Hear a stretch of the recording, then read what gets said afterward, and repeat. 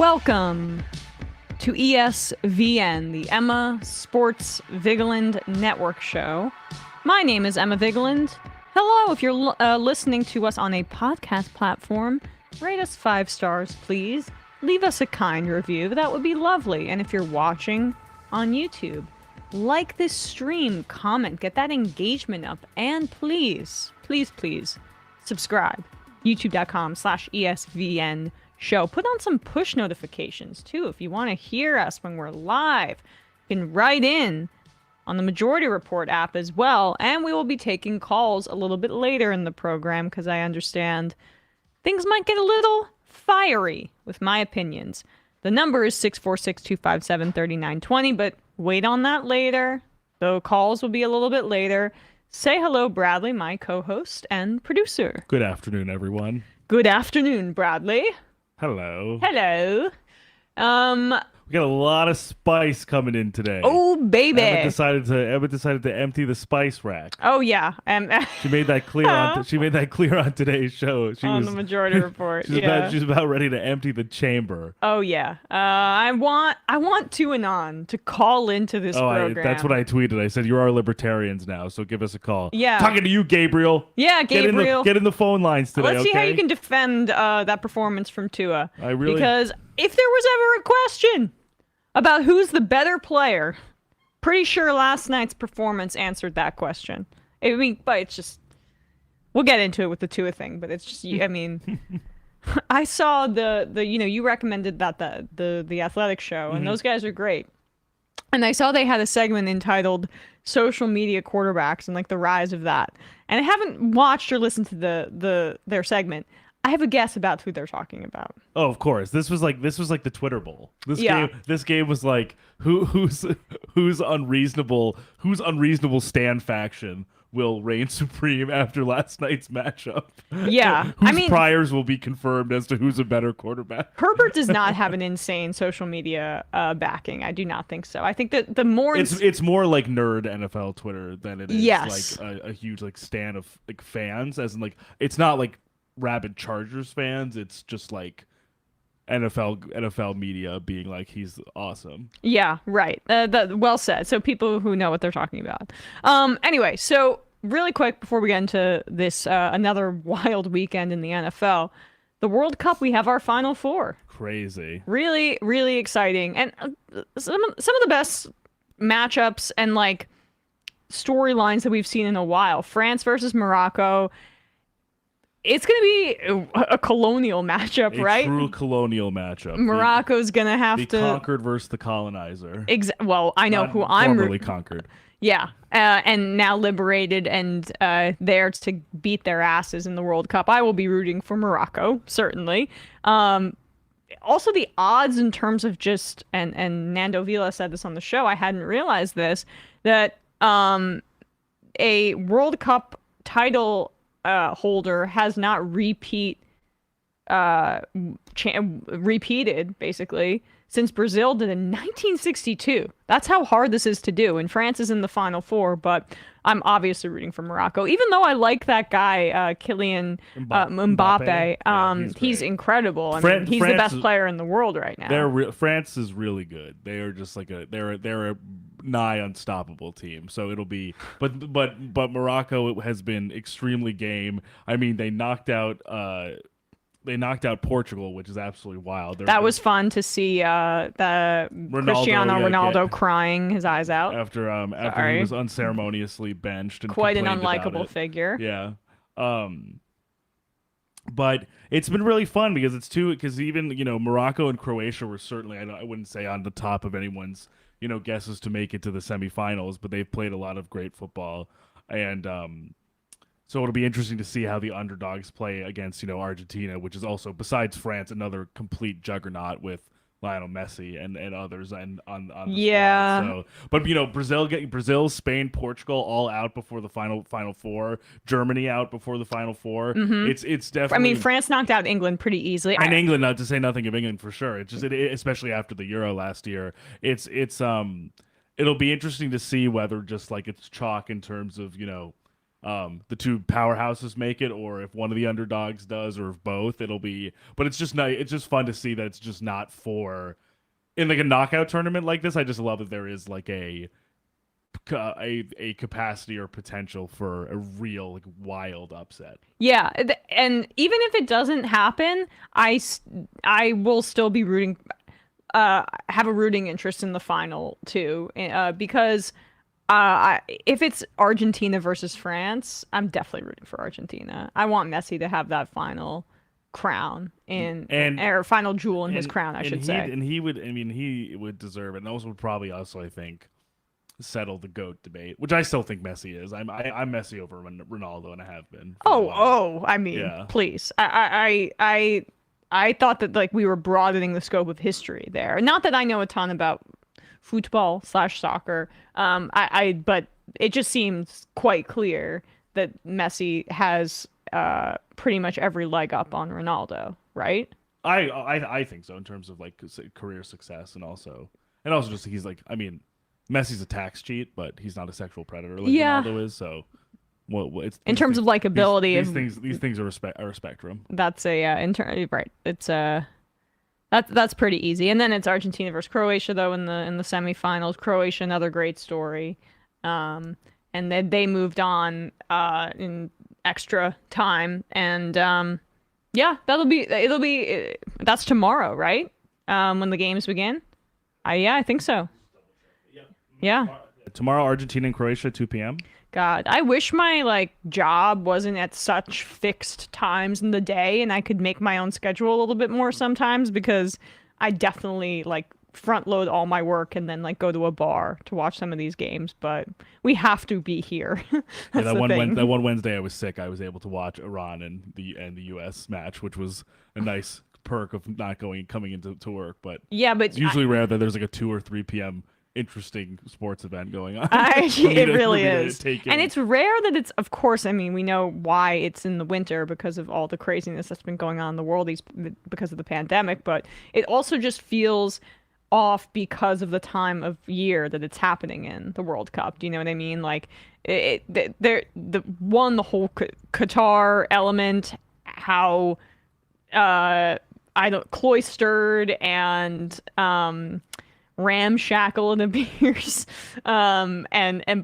plus just the time of year that's happening. It just feels like a World Cup unlike any other. And then now we have these two great underdog stories in Croatia and Morocco. So rooting for both of them.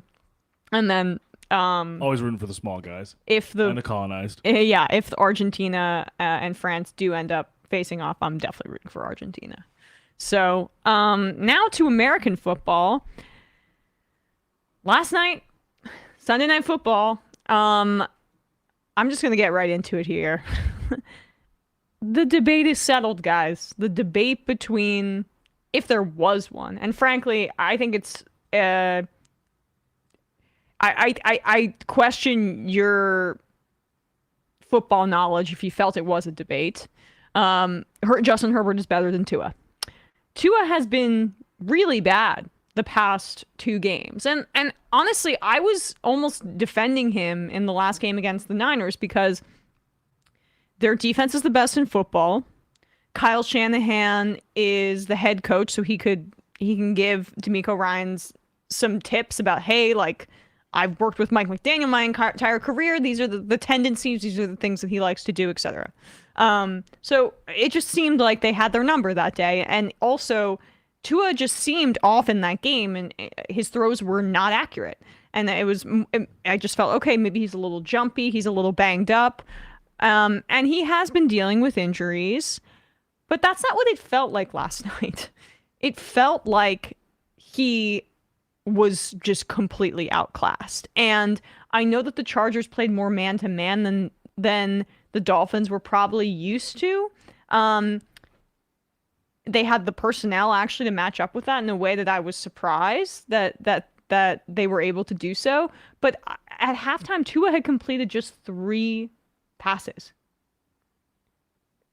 I mean, Justin Herbert is on the other side, and he's completing passes into windows that are this tiny. That one he had on the left sideline to Keenan Allen, where Allen pointed at him. Mm-hmm. It was like, I don't even know how he fit it into his hands. Like it almost defied physics. But the weird thing about Tua's game yesterday is that he obviously, his big calling card is his accuracy, and he had a few. I have a perspective on that as well. I think I know that perspective. But, pretty easy to be accurate when your receivers are wide open. But I think with the way that the Chargers game plan, the way Brandon Staley schemed up the defense for this specific matchup, was to basically blanket the primary options and make the challenge be to go out of structure, go to your secondary reads, and make plays that aren't the ones that you are accustomed to making or you were accustomed to immediately being open. And he struggled with that. There were a few throws he had, a few reps he had that were clean pockets, there were open guys, and he missed the throws. He wasn't completely under duress by what's not a super dangerous Chargers pass rush. That wasn't really what was going on. He was struggling to find the open guy when his primary targets were being specifically covered and specifically taken away from him. Well said. And I mean, the thing about the Dolphins is why I like the Dolphins and I want them to have success. And they have a top 3 roster in football outside of the quarterback. The Eagles, the Niners, and the Dolphins, I feel like are the best teams in football right now in terms of their overall depth, their roster, etc. You can make some cases for, I know, the Chiefs, but their defense is not playing very well right now. And I do think that their lack of an alpha receiver is hurting that team. But the accuracy point, you heard Tyreek Hill say, oh, his accuracy is elite. You'll hear that from coaches. And you don't necessarily see it on the field to the degree that I think it's pumped up to be. Like, it's easy to be accurate, and he does make quick decisions. That is one of his best traits, in my opinion. And when the guy is open, he's able to deliver it to them because of those quick decisions. So I don't necessarily think accuracy is the right word. I think he is a quick decision maker, and he has a quick trigger. But you know what an accurate quarterback looks like? It's Justin Herbert. Justin Herbert might be the most accurate quarterback in the NFL, and I know that the metrics may not say that. But the thing about what Justin Herbert has to do is he has to overcome Joe Lombardi's horrible scheme. And with much less pass catching talent to begin with. Much less. Even when you account for Mike Williams and Keenan Allen being healthy. Who I think are overrated receivers. A full-strength Chargers wide receiver room is still not nearly as talented as the Dolphins pass-catching group. Yeah, Keenan Allen's consistent. Mike Williams has a big body. Don't think that he gets much separation. But Lombardi, people forget, he was horrible with Matthew Stafford in Detroit, and he's horrible now. And I think that they're very similar players. Herbert, I think, has more upside than Stafford ever did. But Stafford was underrated his whole career because the team was horrible. And in that year when I think Lombardi got fired mid-season, it was the same deal. Fit it into the tightest window possible. He doesn't even understand how to get guys open. And that should be your number one job as an offensive coordinator. Imagine if Joe Lombardi's last name was like Anderson Smith. Yeah, he would not have a job. It's just Herbert's constantly under pressure. They can't protect him with all the injuries on the offensive line and the deficiencies that were in existence before the injuries happened on that offensive line. He throws the balls into the tightest windows possible, and he's carrying that team. And he's also that's the accurate quarterback, not the guy who what was it? He was 10 for 28 for 145 yards and a touchdown. And the only reason he had that touchdown was because he just threw it up, said a prayer to Tyreek Hill, one of the 3 best receivers in football, and the defender fell down, and Tyreek Hill ran it in for a 60-yard touchdown. Yeah, 10 for 28, 145 yards, 40% of that those yards coming on that 60-yarder to Tyreek. So, yeah. I understand he might be off. Justin Herbert was playing with cracked ribs or something like that. We didn't even fully know the extent of his injury for a majority of the year up to this point.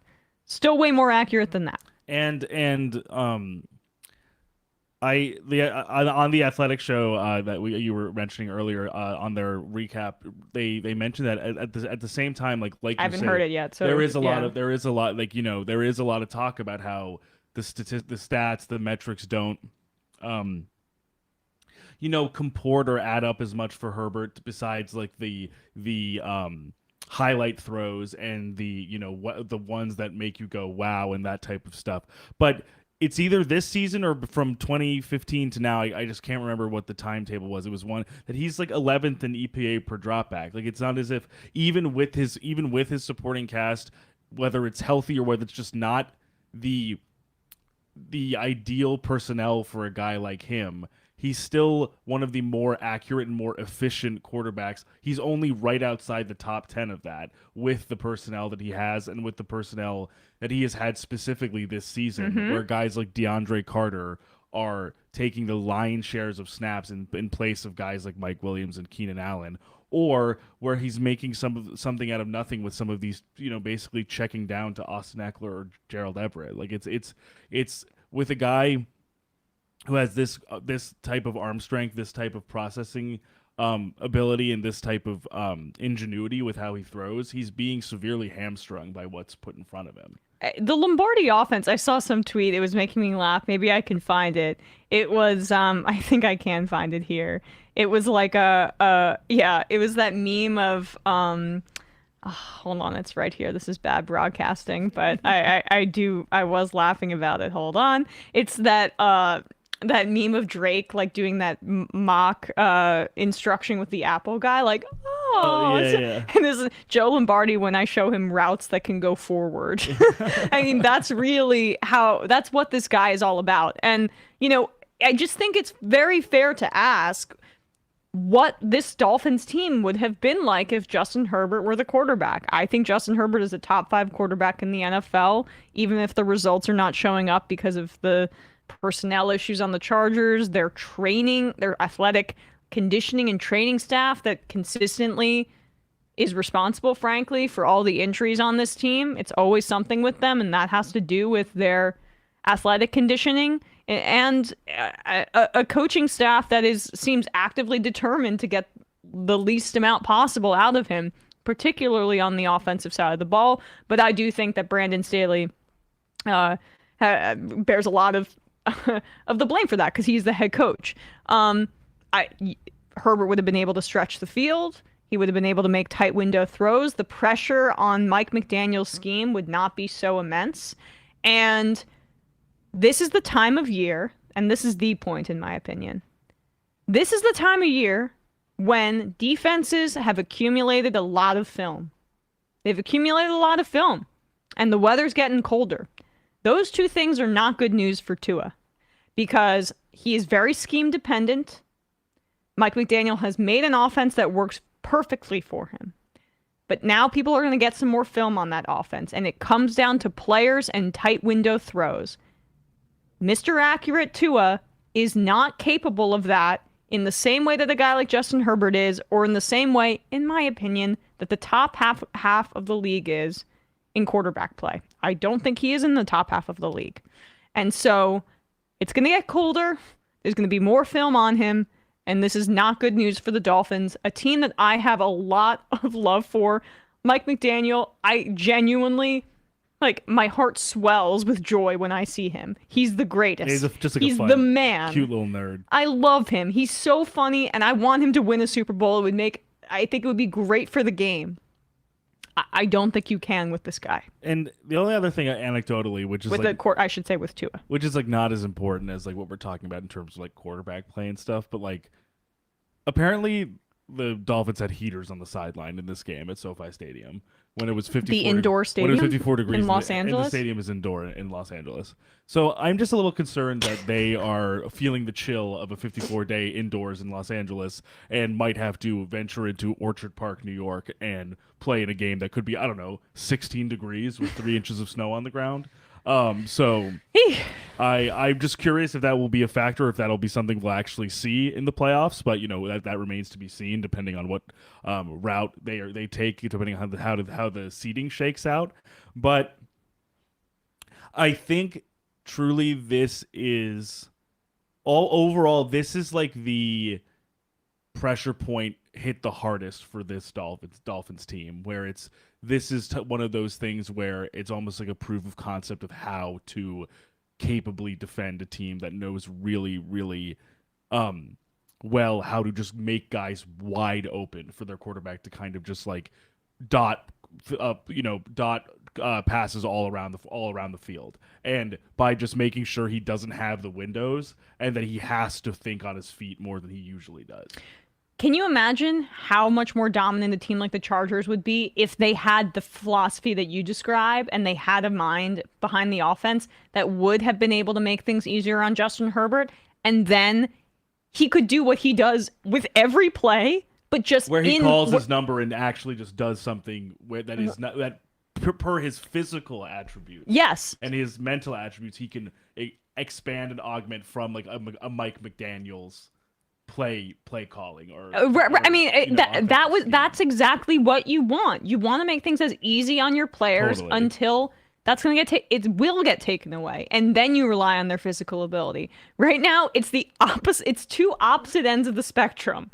One in Los Angeles with the Chargers is they're completely reliant on Justin Herbert's physical ability and his passing and his ability as a quarterback to see the field. And on the other side, they are way too reliant on Mike McDaniel's mind and his scheme. Totally. And there needs to be, I think, for any team to like, neither of these teams are winning the Super Bowl because there isn't enough of each on the other side. They both there's I think a real limitation to both circumstances. Mm-hmm. It's kind of the two opposite ends of but the tough thing, I would rather be the Dolphins in this situation, but then at the same time, it's like, you know who they could have taken at number 5, and they took Tua. They could have taken the guy that throws lasers all over the field.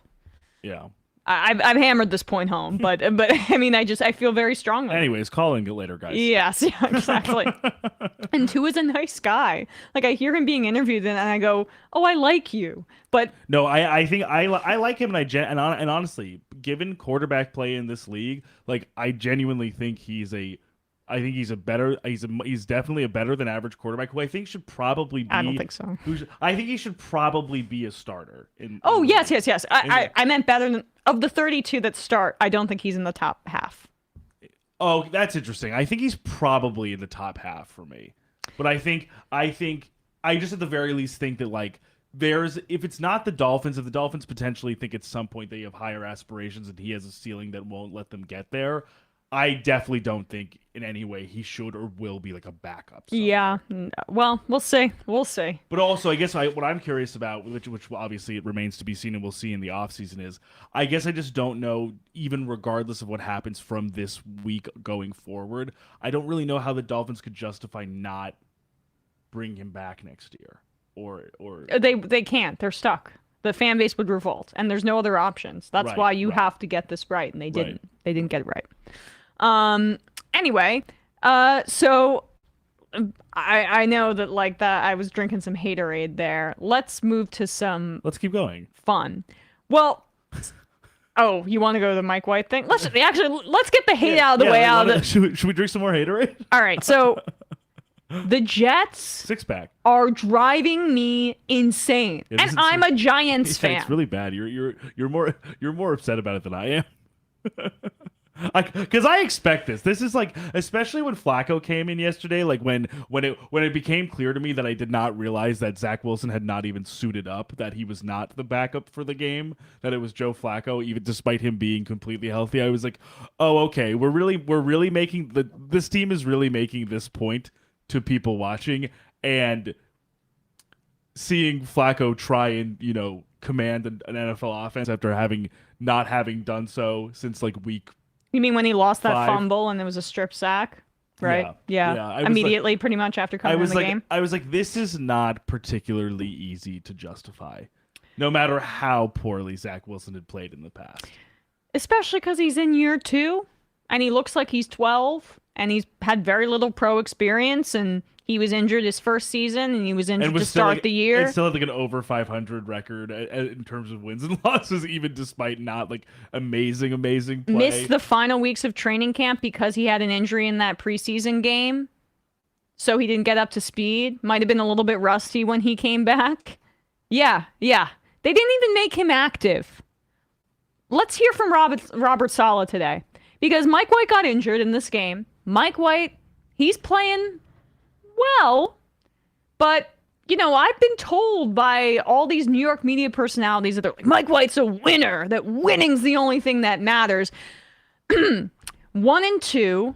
Zach Wilson was 5-2 as a starter. Didn't play that well. I understand that. Young kid, frustrating parts of the locker room, but part of the issue too was, as I'm sure an immature and like snot-nosed as Zach Wilson maybe behind the scenes, he wasn't airing this shit out in public. It was his 2 young receivers, Elijah Moore and Garrett Wilson, who had just essentially decided we're just going to air this out on a weekly basis, that we're frustrated with him. And Robert Saleh let them do it. And here he is, not giving a straight answer on whether they'll activate Zach Wilson to be the backup to Mike White if he's unable to go. Meaning, it's Joe Flacco? Maybe. Zach's ready for everything, but at the same time, I've still got to meet with the offensive staff and just kind of not reevaluate, but just make sure we finish the evaluation process and all that. So again, that's another one with regards to the backup quarterback that I'll have answers for you guys on Wednesday. But Zach's fine. He's been working hard for the last couple of weeks. He's in a great mental headspace, and so he's ready for whatever we ask out of him. What goes into a decision like that? A lot of communication, just make sure everyone's on the same page. And, just looking back, obviously he's been improving over the last couple of weeks too. So Zach's done his part. And, so again, we're just things that we have to talk about. That's a load of bullshit. That game. I think Saleh's lying. He's lying. I don't think, because that sounds like a guy sending like a company-wide email about like leaving his lunch in the fridge or something overnight and being like, well, listen, we just do have to evaluate just do a little company-wide search and make sure we get all of our evaluations, and or we are still evaluating. Yeah, it's just like a lot of words that just like mean nothing, that don't amount to anything. He's horrible with the New York media, and he's caved to them. He's let the pressure of the New York media determine his football decisions. That's how I feel about this whole Zach Wilson situation. He's not even the backup. He's not injured. If I were Zach Wilson, I'd ask for a trade. I'm serious. I just don't. Well, I mean, it's also embarrassing. It's also hard because you're not, like you said, it's hard because you're not hearing a lot from him. Like, I don't know if Zach Wilson is like really upset about this. If he's of course he's upset. But of course, I mean, just from the particulars of the situation, I'm just curious. Like, we've heard a lot of other people discuss this besides him, really. And I guess maybe that's by design. That's a good thing. Because they're probably just like, hey, like either it's him being like, I'm not going to comment on this, or it's them being like, after that one word answer literally lit the New York media on fire, like, don't say anything anymore. Here's the thing, guys. Like, if Zach Wilson is such a bust, right? Even though I think he had some flashes in some of those 5 wins out of 7 that he started. Or if you think he's such a locker room cancer, which there was somewhat of a shift because they were all like loving him in the offseason, like MILF guy, whatever. But also Garrett Wilson just before the game Sunday was also like, he reversed course and was like, no, like Zach's a good guy. It's just like the offensive scheme is what it is. Right. Okay. So, but even I'm giving the Zach Wilson like obsessive haters who I see online that, right? And again, this is not even the defense of Zach Wilson. This is a critique of the handling of this by the Jets and the coaching staff. Say he sucks and will never. You shouldn't coach him, and it's not on you to figure that out. And say he's a bad guy. Smart organizations keep that under wraps. And then they trade him without other people knowing about that, and they get something for their asset. And like you, I think we were saying this off air at some point. You're saying that you understand if he would want to request a trade or something. The issue that is now before him and the Jets is even if that is something that he wants or is going or would request, they've like his trade value is zero. Yeah, it's torpedoed. They have no. I don't know what they could even possibly get in return for him. They've torpedoed his career. I mean, that's what they've done. And that's what makes me mad about it. That's what makes me mad is that, I think that they caved to the pressure of the media. I think they let the locker room get out of control and speak into the press. And the New York press, like, they eat this stuff up like, whatever, like potato chips. I mean, there's a reason that Daniel Jones acts like a robot to the media. It's because that's what the Giants coached them to do. It's like Saquon does too. I mean, everybody on the Giants, like for the most part, there's a lot of media trading. They were annoyed when Odell wasn't that way, but that was the nature of the beast, I guess. But they're creating this situation, and then I don't know. Making him inactive for that game was not about winning because Joe Flacco's not up to snuff at this point. And no, he's 37 years old and he can't run. I'm sorry, I know this is your team and I'm talking a lot, but it's just he should have been at least the backup to Mike White. I literally it goes to show how not clued in I was on Sunday. I literally thought he was. Like I thought if Mike White was gonna go down, Flacco was not going to be the backup. But no, they put him in street clothes because I embarrass him in public. Because listen, I've probably been more. I'm certainly been more critical about it. I think I've probably been more critical about his play, or at least my outlook on his play, or like what might be able to develop. But that does not in any way mean to me that I think the Jets would have a better chance of winning a game against a team like the Buffalo Bills in Buffalo in cold weather with a 37-year-old Joe Flacco playing than Zach Wilson if Mike White is injured. Zach Wilson can sling it through weather. I mean, let's not get it twisted. He might not be accurate, but if you want to come back against a division rival, he's got the arm to do it. And I'd probably rather I mean, there's nothing there. Listen, like he is reckless, and he is reckless sometimes with how he scrambles, how he drops back, like.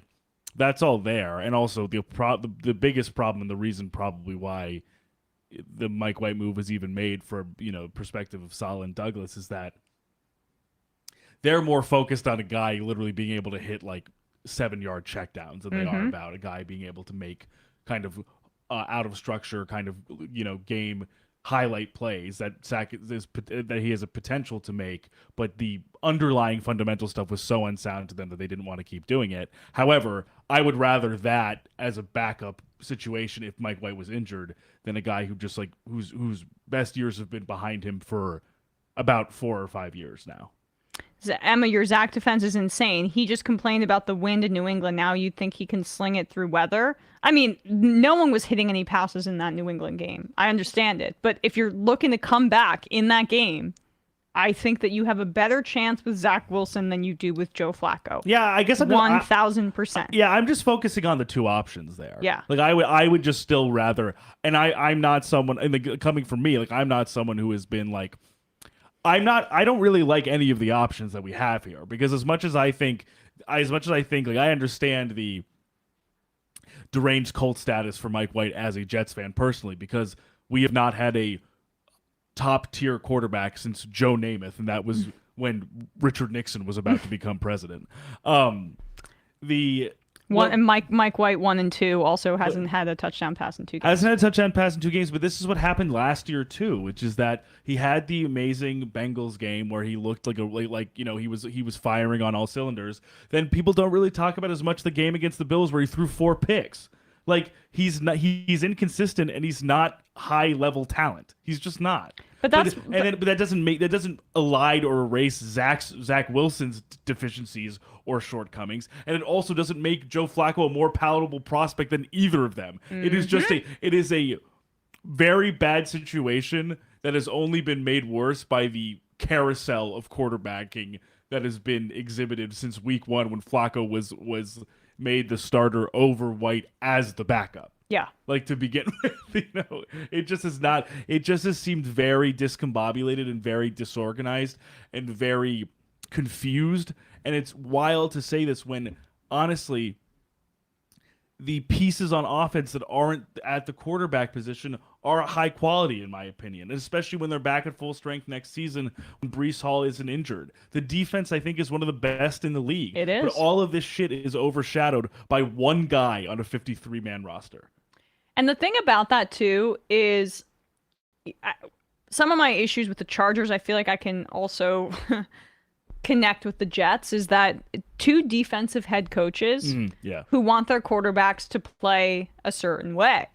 And they don't take risks on offense. At least the Jets, they want to go through the run game, which has been very successful. Even with Breece Hall being out, it's that guy Zonovan. Bam Knight. Yeah. Zonovan Knight. He's great. Like, I mean, Michael Carter barely played last game too. So he's honestly been the offensive fulcrum for the last 2 games because, like you said, I mean, Mike White had a rushing touchdown at the end of the Vikings game, but he hasn't gotten anything through the air in 2 games, like you said. Yeah, and so you kind of see the concern. They want to control time of possession. That's what defensive head coaches try to do. And so not looking for chunk plays. Zach Wilson, like slinging it. I mean, they're going to be a bit allergic to that. But Saleh was the head coach when you guys drafted the gunslinger. No, I mean, that's also my big thing is that he's if anyone's going to define the Robert Saleh, Joe Douglas tenure on this team, it will be the guy they chose 2nd overall in the 2020 draft. And there were other options at quarterback. 5 quarterbacks went in the first round that draft. So, like a certain fella in Chicago. Yeah, that makes me want to do unspeakable things to myself. But I've made this point before. He started the year off like shit. Like shit, Justin Fields did. He looked horrible. And then they showed confidence in him. They stuck with him. And what do you know? He looks great now. But I guess what I'm curious about is 2 things. Is one, I can ID the specific change schematically and in terms of their strategy as to what has been helping Fields play better that they weren't doing before. That they just let him run.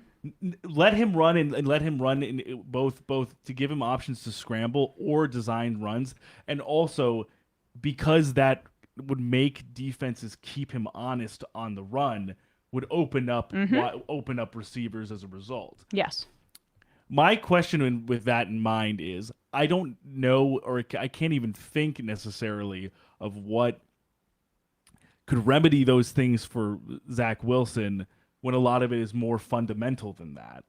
And 2, I'm wondering, I guess we won't know, but the question I think remains is, would there be more? His development is stifled right now by virtue of him not playing at all. Mm-hmm. I'm not saying he would rise to Justin Fields' level of significant improvement, but you're not going to even be able to know that. That's the point. You're not even going to be able to find out or even understand that if you're putting in an undrafted backup who's had 2 good games in his entire career. 5th round pick, I think. Whatever. Pick, who's going to be who's has had 2 highlight games in his career in favor of the guy you drafted 2 years ago with the 2nd overall pick.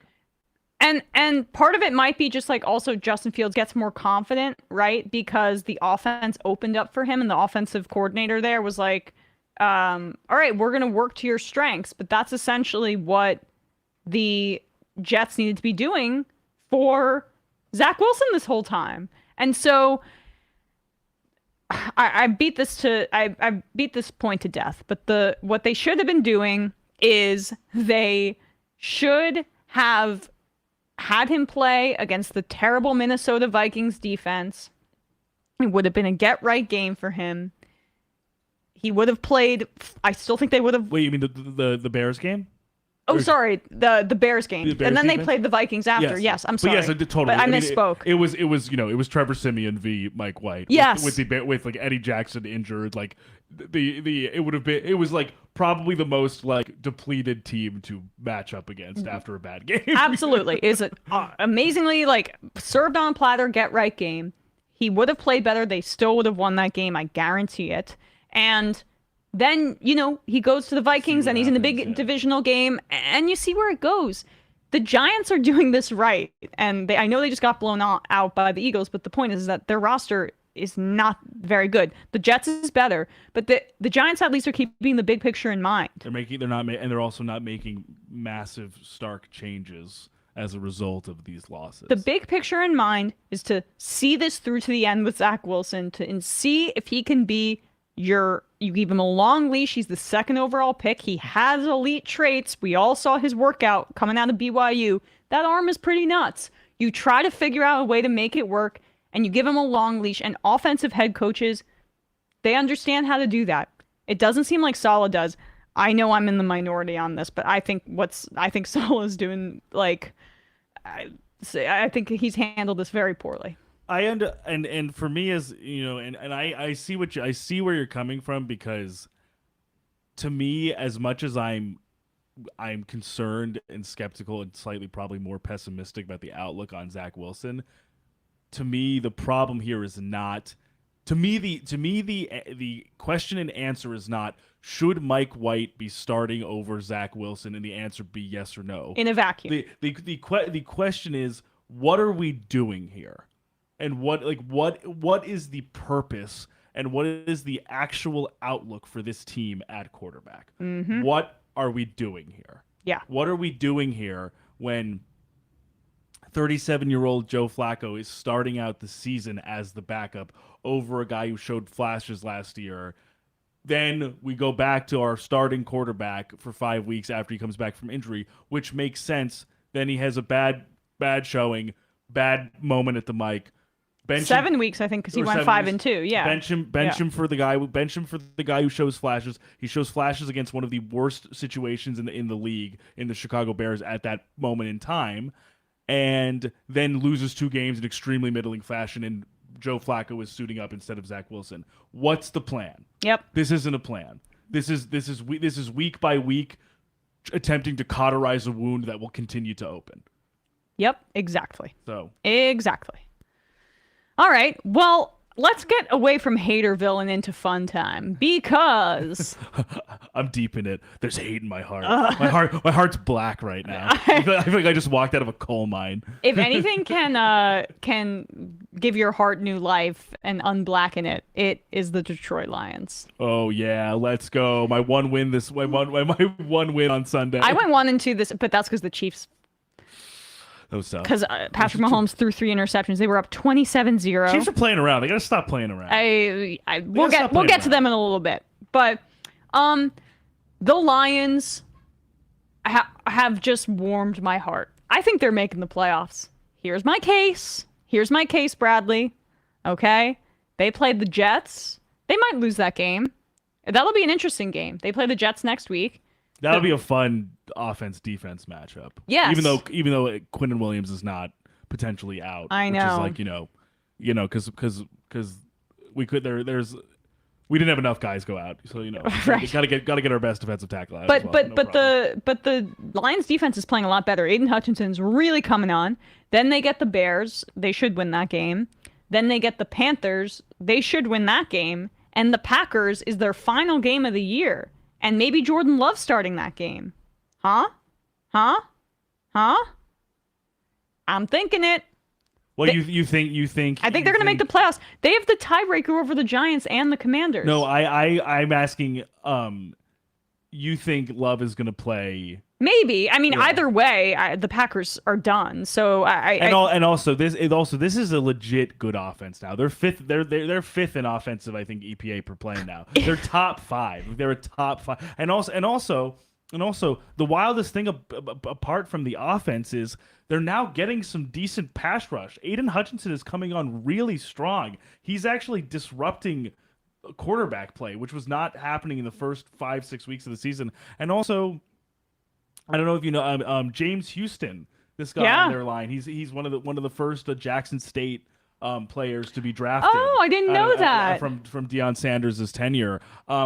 Also kind of a slow start, but he's had a few great games. So it's like it's also if it is even possible for, like you said, for them to win the rest of their games or the majority of their games with tiebreak luck, excuse me, have a top 5 offense and a presentable defense, which, by the way, they snuffed out the Vikings run game yesterday, which is not something I was expecting. Oh, yeah. The Vikings couldn't get anything going. It was on the ground. only Cousins and Jefferson, and the rest of the team did nothing. And so this is a team that if things had broken a little bit better for them in the first 6-7 weeks of the season, and they then played like this, I mean, we're definitely thinking that they're a more threatening playoff team than the Seahawks now. Oh, yeah, they look a lot better. I mean, the Seahawks are falling apart a little bit. The Giants are falling apart. The Commanders, I just don't necessarily believe in their quarterback play, and they're surging here, the Detroit Lions, and I'll just say Dan Campbell is freaking insane. He's a psycho in the best way. He's really like. Did you see them go for that fake fake punt? Right. They were in their own territory in the second half. It was from their own 28. And then they threw to Penei Sewell to seal the game so that they could just get the first down and bleed clock. They put Penei Sewell, who I can't express this enough. He's 335 pounds. He's an enormous human being. They put Penei Sewell in motion in the backfield, go from left to right. No one was blocking him. No one was fitting up on him. Throws a screen pass his way. He runs for yards after the catch to get the first down. It wasn't even like he was standing still. He ran through, the ball snapped, and he got the first down by diving for the first down. It was amazing. It was an absolutely wild play call. I haven't seen anything like that in basically ever. Because usually big guy balls, they're not doing offensive scheme stuff. They're just faking a block and then going into the end zone and waiting there. Dan Campbell's like if you were doing like Wolf of Wall Street levels of coke and like coming up with a game plan, but it actually turned out good. That's his mentality. I mean, he's just out of control. He's like how I play. He's like if a Madden player became a coach. Yes, exactly. It's like, right. 4th and 7. Let's do a motion to my 335-pound tackle.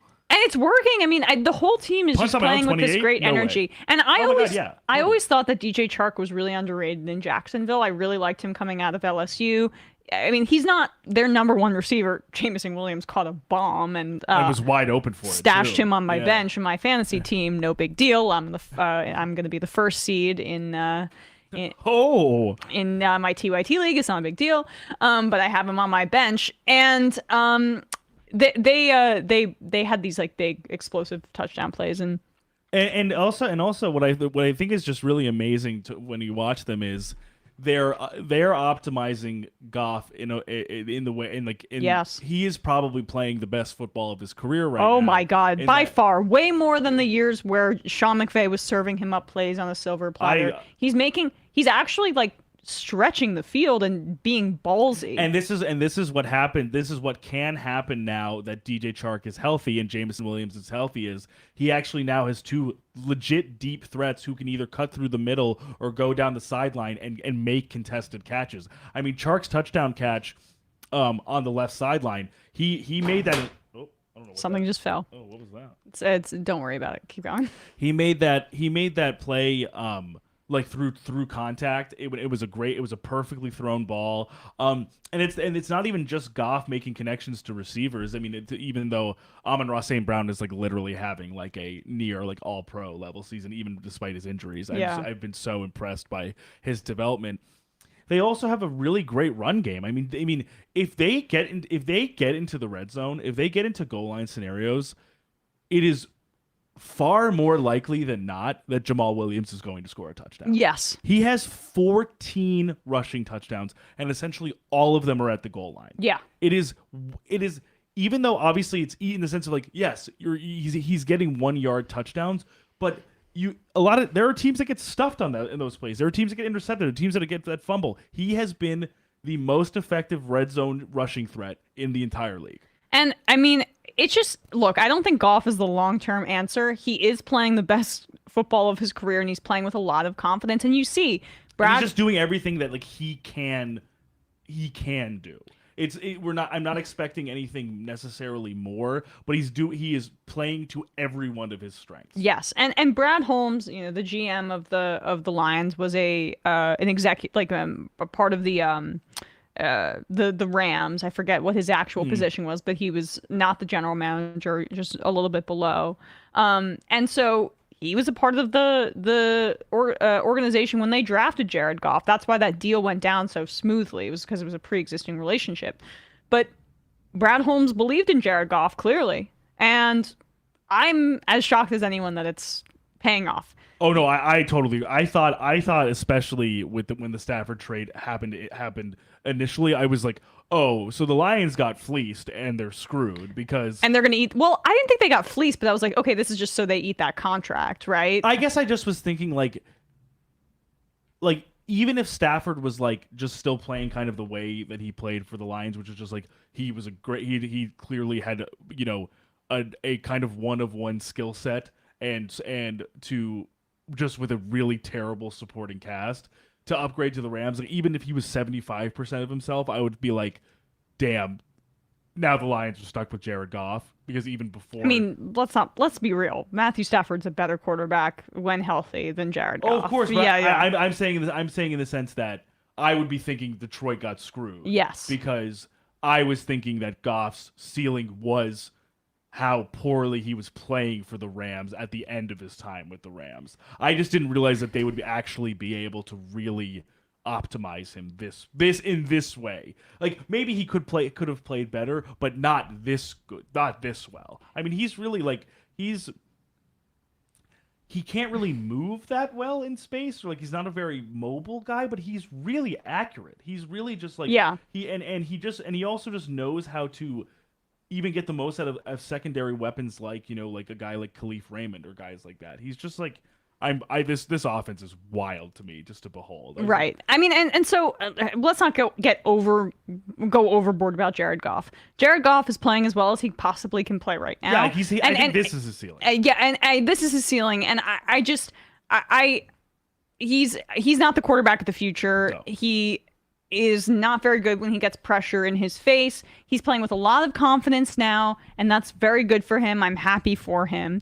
But look, I'll admit it. He's playing better than I thought he ever could. You thought I was a hater on Tua and thought the scheme was just delivering for him? You should have heard me before I had the show when I was talking about Jared Goff. Yeah, no, I thought he was like a bust before that. Even when he was having great statistical seasons, I was like, this is just the genius of Sean McVay. Right. I mean, I have this conversation about Jimmy Garoppolo as well. It's the scheme. It's not the guy, whatever. However, this team has something special about it. Very exciting. They also have a lot of talent. I think their receivers are very underrated. I know Amon-Ra St. Brown is doing setting records, and he's a great fantasy player. But as I said, I think DJ Chark is very talented, and plus that run game is deadly. And they have a bunch of backs that can do a lot of different things. DeAndre Swift, when healthy, is very talented. Jamal Williams is able to punch in at the goal line almost automatically, and then they have Jimmy Dore's BFF Justin Jackson as God, that's him. Yeah, as their third. He had a great run into the end zone yesterday. I didn't realize it was him. He was probably stomping out, being like, that's for Pramila Jayapal. Like, force the touchdown. Justin Jackson forces the touchdown in the end zone. Don't you worry. In my household, my boyfriend and I make a joke every time he gets a carry. Oh man, I wish Joe Buck knew. I wish Joe Buck knew or you wish he knew the minutia of force the vote. Yeah, I wish he or him or Tony Romo or Jim Nance could make that call. But I can't. I wonder if they even know he's a Bernie or was a Bernie delegate or whatever he was. Yeah, or all no, it's Bernie delegate. Wasn't he? I thought he was like a. Who was? I thought he was like a Bernie delegate. Justin Jackson? Yeah. Really? I don't know. It's possible. I mean, I could be making this up.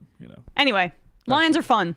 I think they're making the playoffs. And the one thing I just wanted to add that made me think is you're absolutely right though about the protection stuff, because he also does have the fortune of playing behind one of the best lines in the league. Underratedly, Taylor Decker, Frank Ragnow, Penei Sewell now is, I think, really living up to his draft choice. Mm-hmm. He's truly one of the best tackles in the league at this point, and he can do stuff like, run in motion and catch a pass to seal a game. Mm-hmm. But I totally agree. Like he's in the best situation possible for him, playing to those strengths that they are maximizing. Yes, so absolutely. And we'll see, obviously, of course, if what will remain when I think it's pretty possible that they will be looking for a new offensive coordinator in a few months. The Lions? I just think Ben Johnson might just get snagged up. Good point.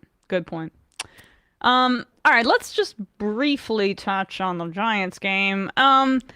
This was what I expected. The Eagles are the best team in football. I don't know if it's particularly close given what we're seeing out of the Bills and the Chiefs right now. The Eagles are just so complete. They can beat you anyway. They can beat you on the ground. They can beat you in the air. They can beat you with your pass rush. They were sacking Daniel Jones every single second. The dude had no chance. The Giants have Isaiah Hodgins, who I know is producing, but again, this is like the only person that seems to be able to catch a ball in this offense. I've never seen a receiving room so horrible in years. I mean, maybe in my entirety of my Giants fandom has there ever been such a horrible receiving room. They just never had a chance. The entire game, the only reason that they had points in that first half was because of a blocked punt. And then right after they scored that touchdown to Isaiah Hodgins, a special teams complete misfire where the Eagles return the punt all the way into their own territory and then they score again. The Giants could not stop and could not keep up with this incredible Eagles team. And it's like Julian Love also going for the interception. I was going to bring that play up. I think that was the most difficult thing for me. And I also think it was kind of emblematic of their day, was that it was also kind of some of the soundness was not carrying over, which had been carrying over for most of the games that he like you said, diving basically out of bounds and then letting Well, what happened was it was fourth down. The Eagles decided to be very aggressive and go for it. It was like 4th and 7 or something like that. It was a wild and down distance. And they were up. They just wanted to completely stomp on the Giants' throats. More power to you. I understand it. Again, like, I hate the Eagles, but it's hard not to like this team. I like Jalen Hurts. I like AJ Brown. I like Devontae Smith. I might even like Nick Sirianni. I don't even know yet. Yeah, I'm in. But that I was literally out loud just praising. I said, this is my boyfriend. Like, I was like, Julian Love just makes the smartest play every time. I mean, he really does. I think I've said that I think I said on the show that on the show either last week or the week before. I was like, he's just a smart player. He is. I mean, he really is. He is. But he had like his brain. He left it on the bench or something like that with that play because he went for an interception. It was 4th down. You go for the pass breakup, and he was like trying to dive in front of the it was like you bat it down or you I don't know, you attempt to dislodge the ball. He was diving for an interception. He also could have just I guess I just was thinking it's such a high variance attempt in the sense that if like we saw what happened is on the 99% chance that is too difficult to do, it will lead to a touchdown. Yeah. Or if you get it great, like you said, I mean, it's 4th down either way. If you got the breakup, it would be turnover and downs regardless. But the outcome of going for it and it not hitting is much greater than just trying to break it up and seeing what happens. Yeah. And I mean, look, it's also, I think Wink Martindale sometimes tries to get those guys to play over aggressively. Oh yeah. It's kind of like a philosophy. But at the same time, he should have known better. He's a veteran player at this point. And, but AJ Brown, there's just no stopping him. I mean, he's clearly a top 5 receiver in the NFL. And he's also apparently just so humble and normal and works really hard, is a great guy on and off the field. Yeah, he's just like he's a delight in post-game interviews. It is unfortunate that they are so nice. Him and Jalen Hurts are just great guys by all accounts, because I want to hate you guys. But they're just so good. He's also just added so much to his game from when he was on the Titans, which I think is the most impressive thing for me. I just thought he was a more one-dimensional receiver than he is now when he was coming out of Ole Miss, and also like with his first few years. He's now like really an all-around threat. He can basically do anything you want. He can make yards after the catch if he catches something in short yardage situations. He can burn. He's burning DBs going up the sideline or in between, or in the middle of the field. And also he's just like he's a real amazing combination of being a very smart player, but he's also just so overpoweringly strong. He's so physical and fast. That it's just so right. That it's just so hard to cover because either he's boxing you out basically because he has a strength advantage over a lot of corners, or like you said, he's burning people. I mean, that is why I think physicality in a number one alpha receiver, and those are a little bit fewer and farther between these days because of just how many receivers there are. But that is an underrated quality. Justin Jefferson's very physical. He doesn't drop balls. Just Jamar Chase. I mean, we could talk about the Bengals and their overall physicality. Their defense and their passing game has physicality, which is very rare. But Justin Jefferson, Jamar Chase, A.J. Brown, Tyreek Hill's the outlier, right? He's just so special. And then the other guy, Devontae Adams, those are the 5 best receivers. Debo, maybe. I'd put Devontae over Debo. I would too. I think sometimes Debo gets a little overrated because of how well he fits into Shanahan's scheme. And it's also not just purely he's great, and I'm sorry to hear that he was it was horrible to watch him so injured. I'm so upset about that, but I like Debo a lot. I just feel like if I were to choose, those would be my 5. He's also he also does a lot of stuff that's not just purely pass catching also, which I think is the difference, is that like you're not using Devontae Adams out of the backfield to like do a run play or something, whereas like he just purely just like route running skill level is just an amazing wide receiver. But I totally agree with you that I think especially with matching up against certain teams, physicality can sometimes swing a matchup. Mm-hmm. If certain corners either are a little lighter or like either shorter, lighter, or just not really accustomed or ready for that physicality, they can just lose whatever leverage they're trying to maintain in a matchup. Right. And I think A.J. Brown can absolutely do that. And also, to his immense credit, for being a smaller guy, Devontae Smith does not play like a smaller guy. He doesn't shy away from contact. He doesn't shy away from mixing it up and getting if he gets rocked, he just gets right back up despite being maybe at this point 195 pounds. Oh my God! I can't even believe that is. He was 175 when he won the Heisman. He is not super heavy, but he is really tough for his height and weight, and he's also just like has some of the best hands in the league as well. To have both of them on the same team is like it's ridiculous. Pretty unfair. It's unfair. I mean, I just hope they don't win the Super Bowl this year, and then they finally have to pay Jalen Hurts, and then the team falls apart. Fingers crossed. Yeah, that would be really nice, right? Yeah, that'd be pretty cool. That would be cool. No pressure. Yeah, I mean, just that's what I hope, because as of now, they are the Super Bowl favorites, or they should be. I mean, they're definitely the NFC favorites.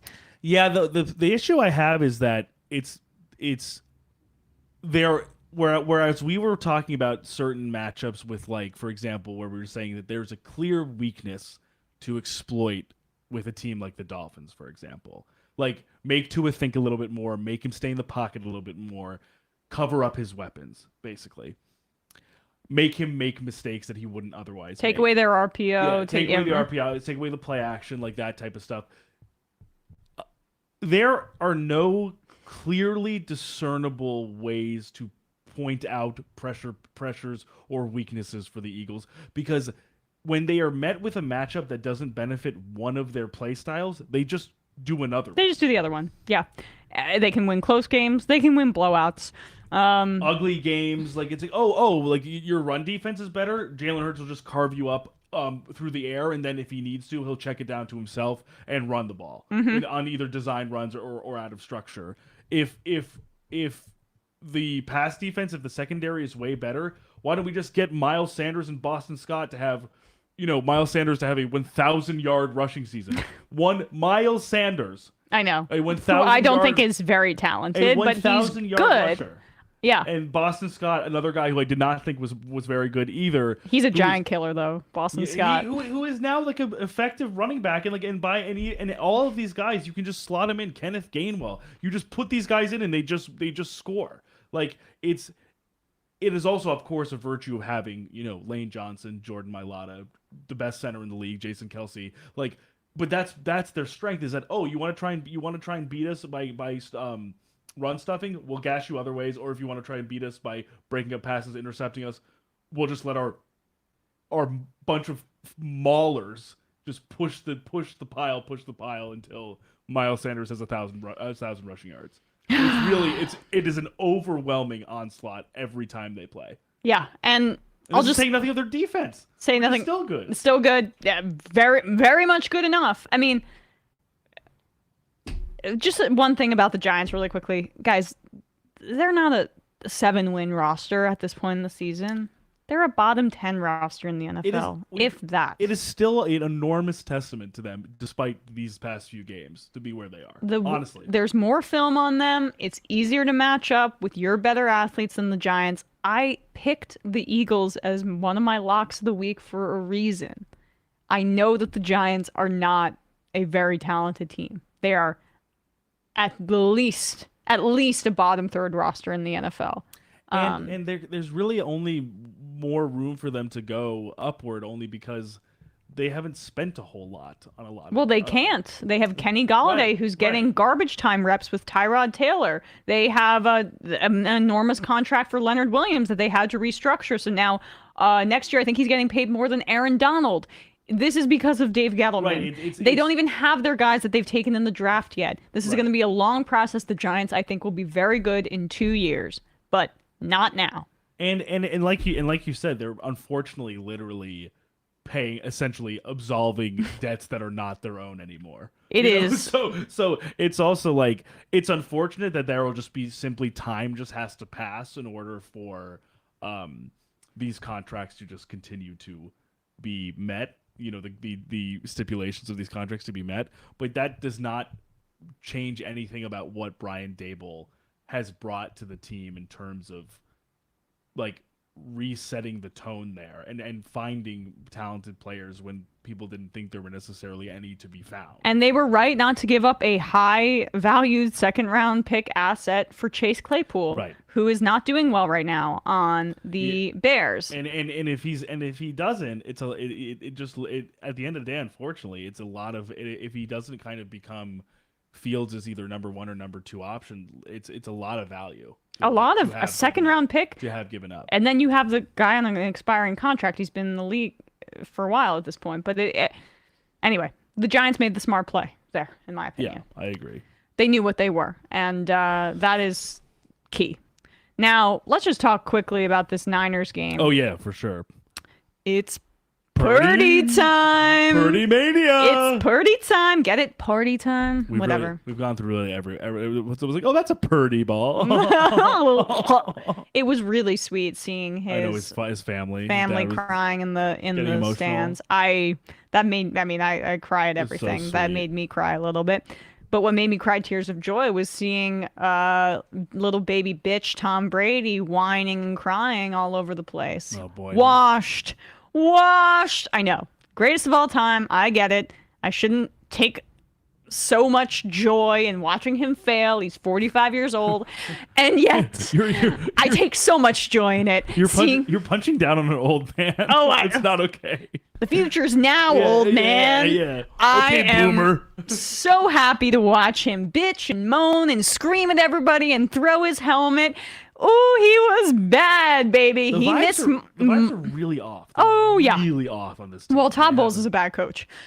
So conservative that it's almost comical. Well, and so the one thing that I think I wanted to mention is that I think literally summarizes the entirety of this Bucs season is this one play. I don't even remember what the down and distance necessarily was, but a rare 1 in a million occurrence where the 49ers don't pass off their assignment correctly and a coverage is blown. Mike Evans wide open on the right side of the field. 58, 60-yard completion into the end zone touchdown. It's called back for an offensive holding by Donovan Smith, his 10th of the year, leading the entire league in offensive holding penalties. Even if Tom Brady was playing like he played last year, he has one of the worst, least disciplined, most injured offensive lines in the entire league, and the only way they got anything going was on Russell Gage basically diving on a ball in the end zone to score a touchdown. This team is almost non-functional on offense. Too generous to Brady. I agree. They suck overall. They're falling apart on the offensive line. He's been really bad. But he's not. But that's the thing though. He's not even above all of that. He's also not playing well. He missed Mike Evans in the end zone. I mean, Mike Evans was open and the ball was behind him. And Brady loves to scream at everybody else when they get their shit wrong. I thought this would stop at some point. It's basically been every week. Oh, I mean, he can't stop. He can't stop. But when he does something wrong, there's not a peep. I'll never forget last year when he thought it was fourth down, and it was actually no. The play previously was fourth down, and you missed it. And he lied in the press conference, or that wasn't last year. It was in the pandemic. It was the year before. He lied in the press conference. No, I knew it was fourth down. Never takes accountability for himself. And then after he wins the Super Bowl and it's all good, he does like a podcast for his like Let's Go podcast is what it's called. And he's like, I messed up. I'm relatable. Like everybody makes mistakes. Yeah, you didn't own it then. You're like, he's such a little fucking baby. I can't stand that dude, and I love seeing him fail. Well, I love it. It's just like fakery though too, because it's like you're gonna get mad in that you're gonna get mad in that moment and make that somebody else's problem, and then retrospectively you're gonna be like, oh well, my bad, guys. Scream in their face, call them out, smash tablets. If these were one-off situations, you go, wow, he's really passionate. It's every freaking game, and especially this season. It's really every game. Yeah, there are numerous moments we can point to where he's just like he's furious, where the NFL mics are picking up his audio because he's screaming so loudly. Well, Brock Purdy outdueled you. I'm not going to go too crazy because, look, Kyle Shanahan, you texted me. You're like, when am I going to realize that Kyle Shanahan could have a potted plant back there and they'd still, score 3 touchdowns? Mea culpa, 49ers fans. I should not have picked the Bucs in this game. But that's how special Shanahan is. I can't believe it. It's such a testament to him, truly. And Purdy's gritty, and you could tell he has that like fire. He was so intense, and he was like, I just saw it in his eyes. You're like, wow, this guy's really locked in. Well, also to his credit, a guy who was last pick in this year's draft, he was bringing stuff to the offense that like Jimmy G is not super inclined to do. Mm-hmm. He was going for. He was going for long range throws. He was going for long range down the sideline throws while also still being able to dink and dunk in between the numbers as well. Like that rush for a touchdown was really gratifying too. 100%. Yeah. He was also using his feet, which is something Jimmy also was very not disinclined to do as well. Jimmy has cement in his feet. Absolutely. He's not no one would ever call him a super dynamic athlete. Yeah. So I just thought it was interesting that he was able to do the stuff that made Jimmy serviceable for this offense while also adding a tiny wrinkle here or there that Jimmy does not usually put on the ball when he is starting. So, if anything, I think, obviously, like you said, the Debo injury is very concerning. I hope he's okay. He's one of the most explosive and kind of game-breaking, I would say, matchups in a sudden death type matchup. I just think he's very hard to guard. He's very hard to game plan for in a one-game sample size because he can be used in so many different ways. But I still think, even if Debo's not fully healthy, this is still a really, really talented team. Top 3 roster in the NFL. Purdy. I mean, the defense is still playing at an all-time level despite their injuries.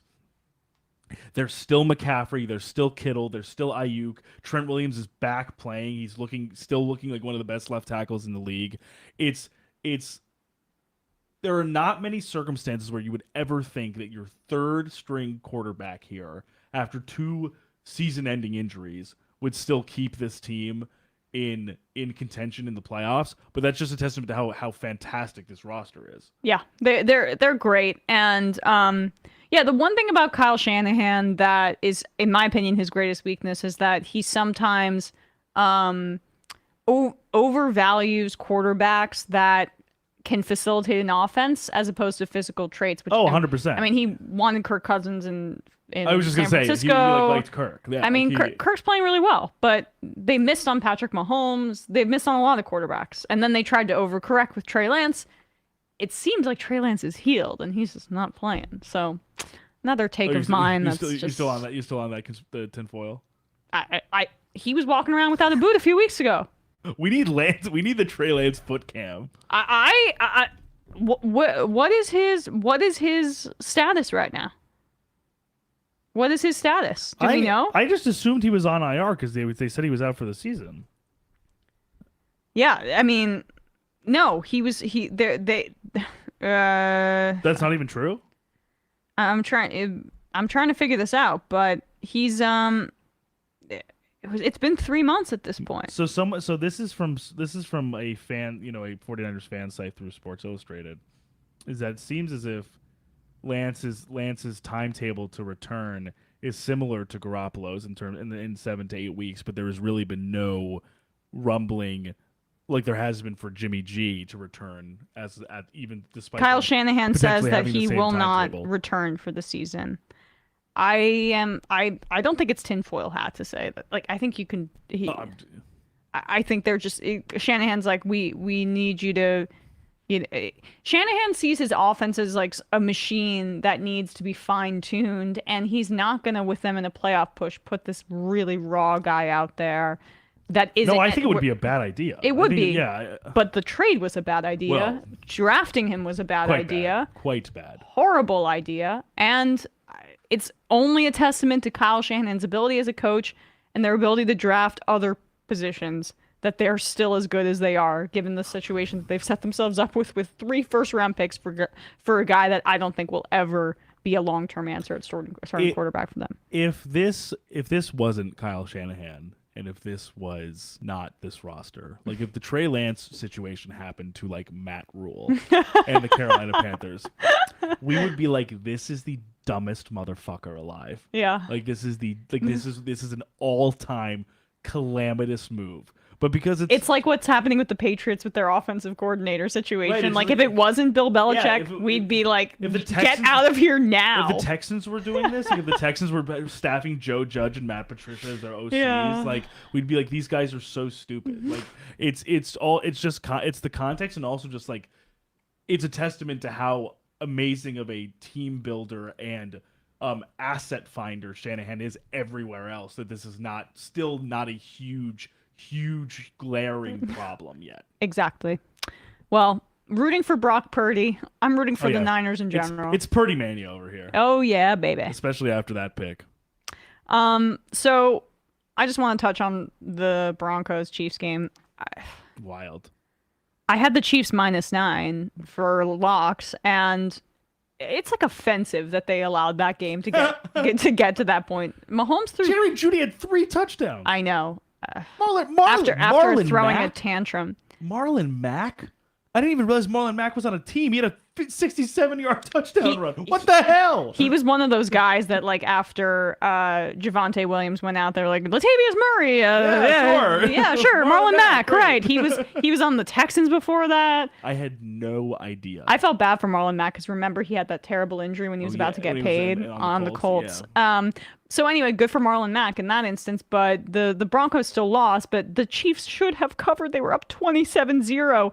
And Russell Wilson, definitely his best game of the year. I was going to say, I think so. Yeah, I think so too. He played pretty well. I mean, decently well. He used his legs a lot more, and that's what he needs to do at this point. Like, he's maybe realizing a little bit of who he is. Finally, some self-awareness creeping in. 14 weeks, it's okay. He's not Justin Herbert standing in there dicing you up in the pocket. He needs to get moving a little bit. But what sucks is that he did that, and now I'm in the mode where I feel bad for him. His head hit the ground really hard, and he got a concussion. Yeah. Which so sucks. Brett Ripien came in, right? Yeah. And And I mean, it was still a decently close game because Kansas City just does this thing where they decide, like, we're going to fuck around today. And that's partly it, but partly I think the defense is falling apart a little bit. This happens with Spags. I mean, I'm a Giants fan.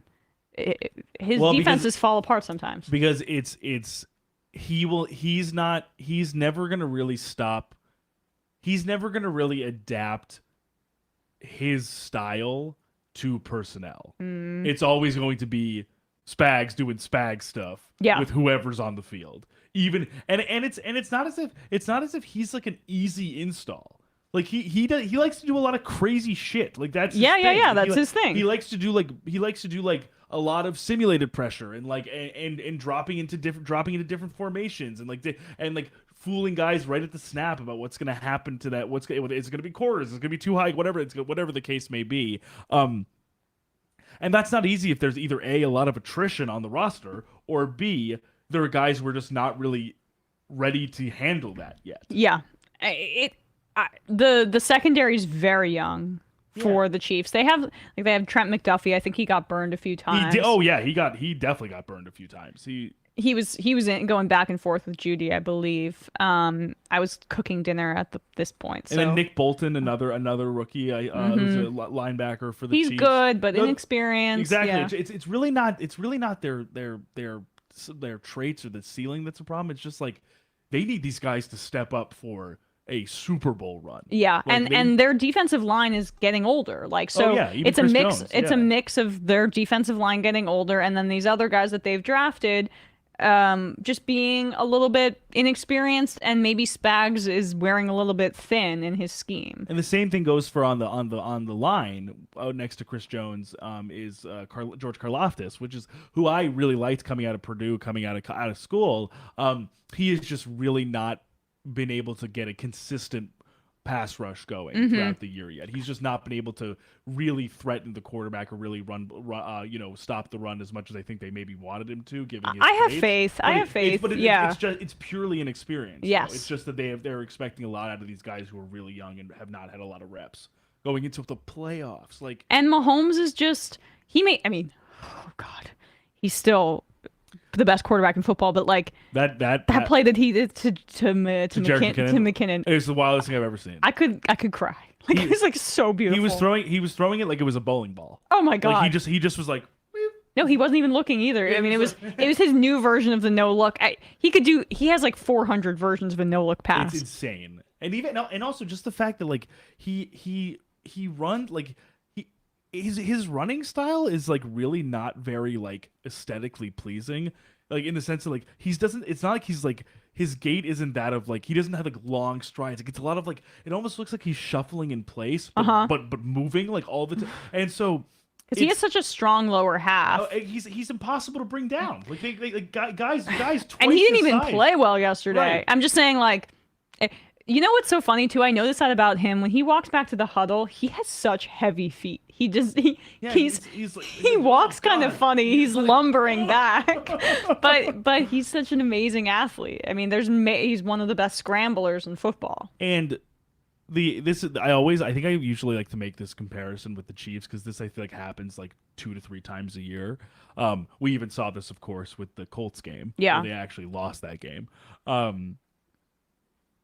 This is like when those Warriors teams, like the 73-9 team, and then the KD teams, when it's like it'd be the second night of a back-to-back or something, and they'd be playing like the Pistons at home. Yeah, and the Pistons would be up like 97-83 or something. Like they'd be up 14 going into the fourth quarter, and then Steph would be like, "Oh shit, we're losing this game by double digits. We should just probably win it now." Yeah. And then Clay and him would like drop 30 cumulatively in the fourth quarter and win the game by 12. Right. Even though they were down the entire game going into the fourth quarter. Like, yes. Sometimes these guys are just it's almost like there's like a level of like inertia sets in, or it's kind of just like, oh, like they're making like uncharacteristically boneheaded decisions, and they're just like, oh yeah, we just have more talent than these guys. We're just gonna win the game.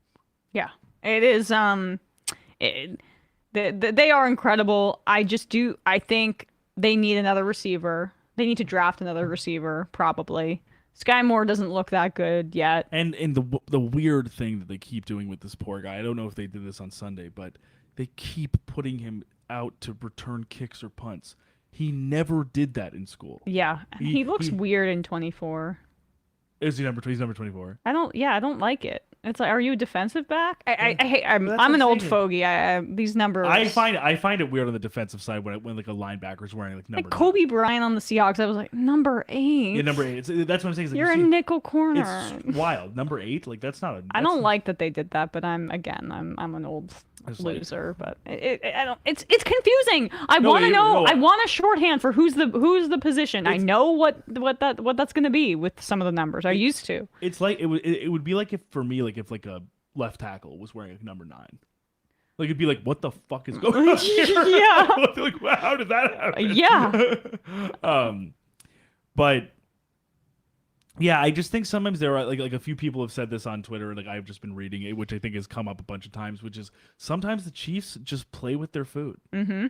They get a little lazy, they get a little lackadaisical, they make a few mental errors, and then they kind of realize and just become inevitable again. Right. So I wouldn't necessarily say this is a concern, but it's more kind of like now is the time to kind of like cut that out. Yes. Like now it just gotta be cut it out. Cut Chiefs. it out, Spags. Cut it out, Andy Reid. That's enough. That's enough.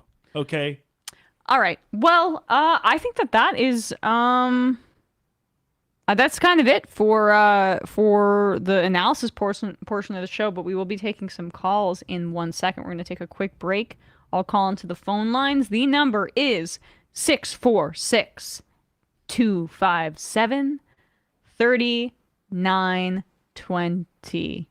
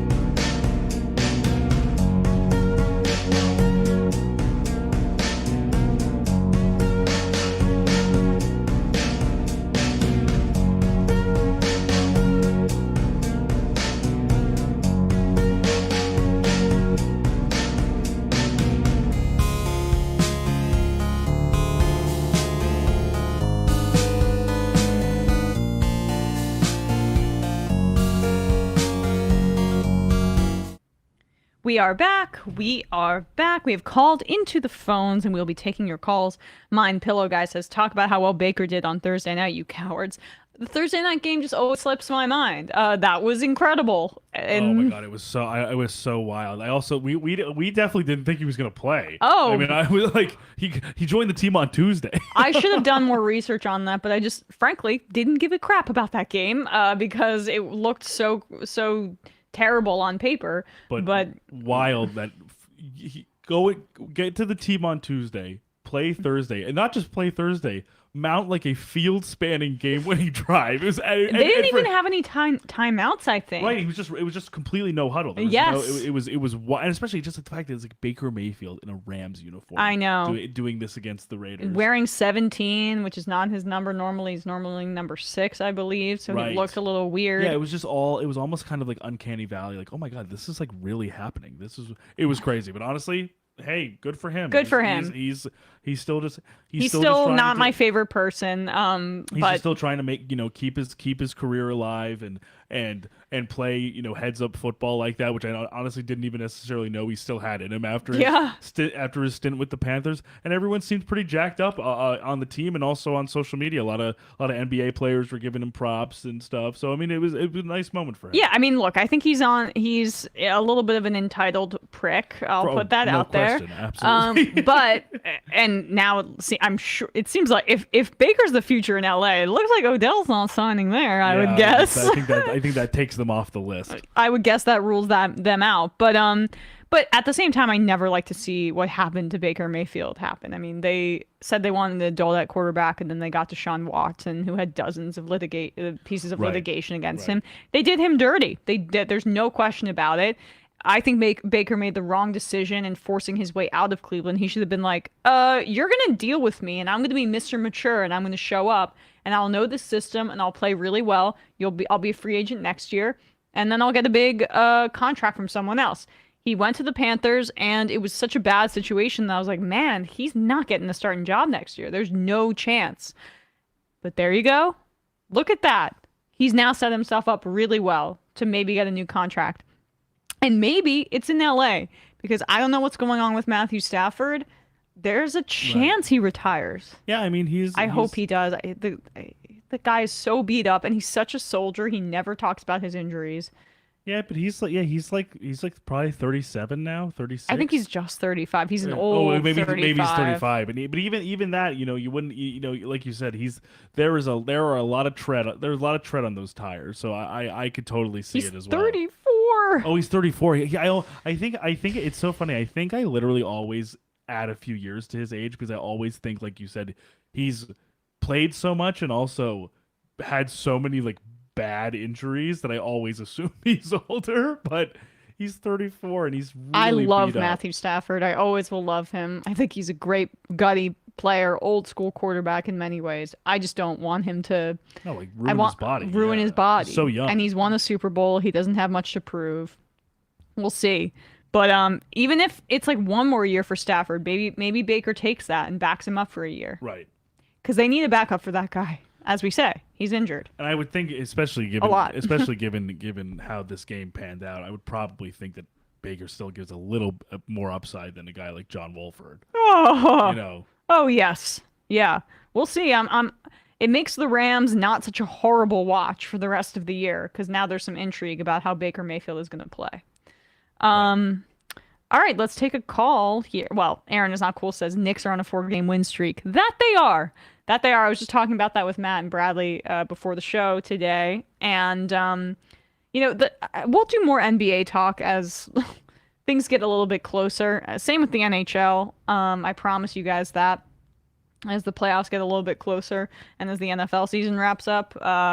But look, I'm fairly ambivalent about the Knicks because I think that they are going to always be limited with Tom Thibodeau as their head coach and Julius Randle as their star. Randle, I do still like to a degree. I like that when he's a bit of a bully like he was last night, and RJ Barrett is finally not playing like one of the worst starters in the NBA. So good to see that. But we'll get into more basketball talk in a little while once the NFL isn't just so dominant. All right. calling from a 630 area code. Who's this? Where are you calling from? Oh, hey, what's up, guys? It's Pat from Miami. Hey, Pat. How are you? Good. So I don't know if you remember, I was actually your first caller back in September. Oh, wow. And yeah, I had predicted that if J.J. McCarthy was healthy, Michigan was going to beat Ohio State and Columbus this year. And you were right. Look at that. I do remember that You call. put some money on that, Pat. Yeah, he was phenomenal in that game. That was Did everything they needed him to. Yeah, I took Michigan in that game, and then I parlayed it with the under. So I screwed myself over. Mm-hmm. That's okay. Yeah. But yeah, I mean, you guys both saw the game? Yeah. Yeah. I watched. Yeah. Okay. Yeah. I mean, Ryan Day got outcoached, like big time. Like, it was like the I think it was in the second quarter where they had like 4th and 3 and they went for it, which was the good call. And then like the pass was just like a little too far off and like Stover just like bobbled it a little bit. And then like the second half, he just kind of like coached scared. Like they had like 3 4th downs and 2 of them were in plus territory. And it was just like, you got Marvin Harrison Jr. Like you got probably the best offense. wide receiver in the entire, the whole College FBS, football. and you're not even trying to spam it to him. Yeah, it seemed like the total opposite. Like Harbaugh was playing to win that game, and Dave seemed to just kind of be playing to like stay in the game, basically. Yeah, and like then Harbaugh, they did that jump pass with Khalil Mullings, and it was just like, what? And I think that had originally been designed for Corum, because I think they've been practicing that all year, and it was supposed to be like his Heisman play. And Corum but was then out, they were just right? like, yeah, he was he had a knee injury, and Edwards, the second string, he had like this massive cast on his hand, so it was like he was like, and I think the cast on his right hand, so he was carrying the ball with like his non-dominant hand and still put up like 200 yards, and it was just like it was insane. But yeah, and like Ryan Day, like he's like on the hot seat now, and people are like, oh, he's like John Cooper. He's like John Cooper. And I don't know that he's like John Cooper. I'd say he's more like Larry Coker. Which you guys familiar with Larry Coker, where like he inherited a whole roster of like ridiculous talent and a great team from Butch Davis. And you might say he was like, this was at the University of Miami back in like early 2000s. And like Butch Davis kind of like rebuilt the whole U program and like almost got him to a national championship. And then like he left for the NFL. Yeah. And then Coker stepped in, and he's just like, he's got this whole roster kind of like he was born on third base, you might say. And then he won the national championship his first year, and then he got to the title game the next year, and he lost ironically to Ohio State. And then he went like 11-2, and then 9-3, and 9-3, and 6-6, and he got fired. And like Day, like his first year, he comes out, he's undefeated, he gets to the playoff, he loses. The next year, he gets to the championship game, he loses. The next year, he can't beat Michigan, and then the year after that, he can't beat Michigan. And like they're probably going to get obliterated by Georgia this year. And it's like rivalry is shifting. Like, it is. I mean, it's frankly, like, not to I don't know if I've ever been more critical of a head coach in my life than I have been of Urban Meyer. But Urban Meyer understands how to be the dictator for the college program. I saw people were, Ohio State fans were saying, "Oh, we miss him. We miss him." I was like, he's sitting there on the sidelines doing commentary. Why don't you just bring him on over? Yeah, it was great because like at halftime he was talking about they can go away from the cover zero. They don't need to do that anymore because they gave up big plays. And it was like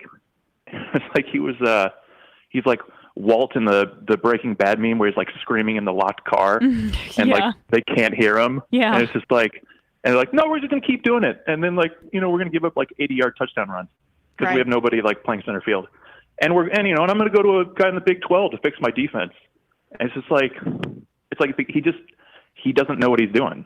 like in terms of also their person, like their offensive coordinator is leaving to take a head coaching gig, and they're talking like the names being floated are like they're all internal hires, and then like they also listed Josh Gaddis, who is like the old like Michigan offensive coordinator, is like this kind of like left field candidate, and I'm just like, yeah, please hire him. Mm-hmm. Please, like he's been a disaster down at Miami.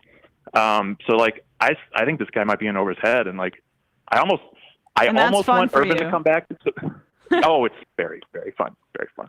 I almost want Urban to come back just so we can beat him, but maybe not. He was pretty good. All right, I appreciate it, Pat. He definitely did the right way. Thanks, right. Thanks for following up. Yeah, appreciate it. Yep, good on you. For sure. Good on you. You called it. All right, cool. All right. Let's take another call. Calling from a 467 area code. Who's this? Where are you calling from? I think it's an international number. +46. Hello. Can you hear me? Yes, I can hear you. Oh, hi. Gösta from Sweden. Oh, hello. How do you say your name? Yeah, what's your first name? Gösta. How do you spell that? G an O with two dots on it. Mm-hmm. Gotcha. STA. Gotcha. Yeah, I'm calling regarding the World Cup and the I think murdered journalist. Yes, I appreciate you calling. We had a debate about whether to cover that today. We were waiting to hear more information, and we were likely going to cover it on Thursday. All right. Well, please give us your thoughts. If you, yeah, we're happy to. We definitely wanted to. We definitely want to cover the story. So we'd love to hear from you as well. Yes, please. Well, I'll be honest. I think he got whacked. To be honest. Yeah. Mm-hmm. It's not the first time it's happened before. I believe it happened somewhere in the 70s when they killed some journalists in one of the World Cups. Wow. And, FIFA notoriously for not really caring about anything else than profit. So, yeah, I feel like this is a controversial World Cup. And this is just another reason to not really watch it. I feel terrible every time I watch a game.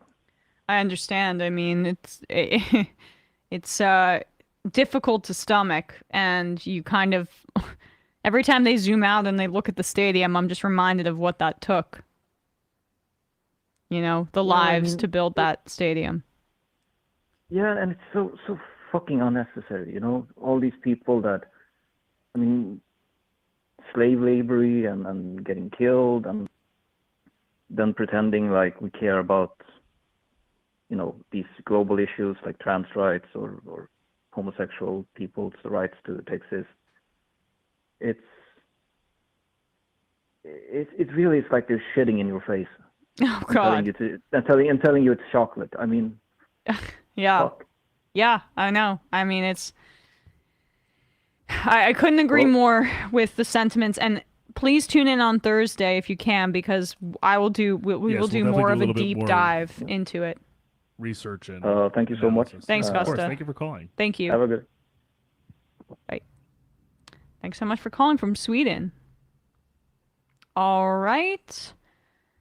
Oh.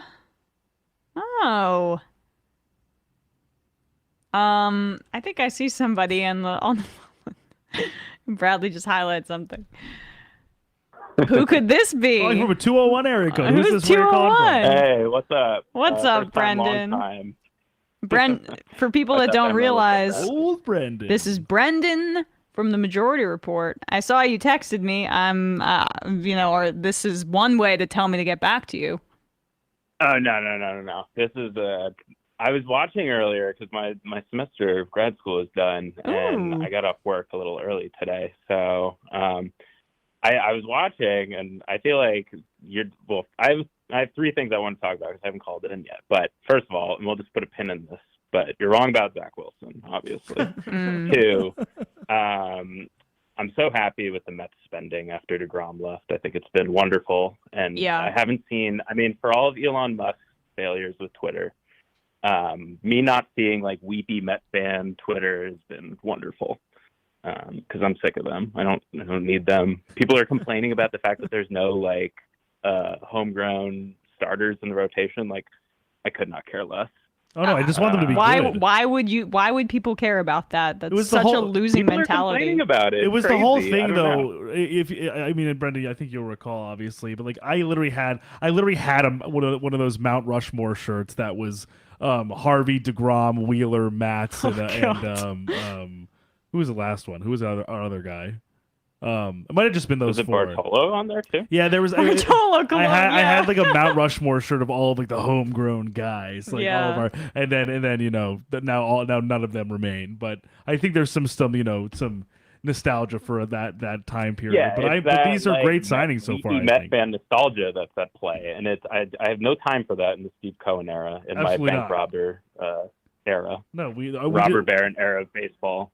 we want our Andrew Carnegie to spend that money. Yes. Exactly. This is when we are billionaire simps. Exactly. This is the only one I'll stand for. If it's Cohen. For my baseball team. Exactly. Verlander, Kodai Senga from Japan, another Jose Quintana. Pretty good stuff. I'm excited. Most importantly, though, we got the Hudson River rivalry tonight. Oh, we do. If Jacob Trouba goes at Nico Hischier, Jack, or Brat again, I'm going to find him. Yeah, we're going to... And I'm going to, I don't know, whatever. We're going to rough him up. And the Rangers are trash, and, Do you know how many Well, all right, you're really feeling yourself after one season of relevancy in like a really long time. Not even one season. Like a third of a season. Third of a season. The Devils are good. All that firepower coming back. I understand. It's come the oats that you've sowed. You now can reap. I get it.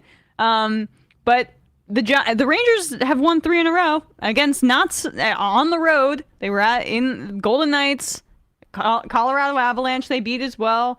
So they're coming in with some fire. Are they scoring fire. yet? Are they scoring though? Because like I haven't really watched. I've just I know that they were kind of on the It's insanely inconsistent. Like what the Rangers have been doing and why I was like so devastated earlier in the year was they weren't having a problem really scoring in a lot of these games. They would have third quarter leads and just have huge defensive lapses and give them up and just give the leads up and lose.